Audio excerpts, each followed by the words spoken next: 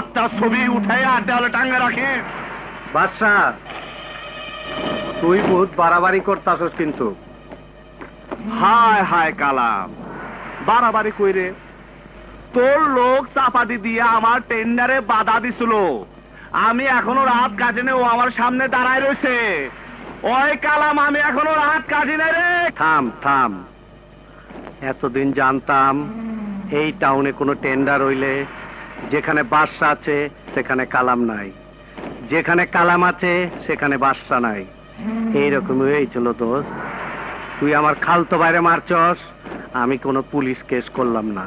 এই বইলা তুই আমারে ভয় দেখাইতাছস? আমি বাদশা, আমি কিন্তু নিজেই বাদশা।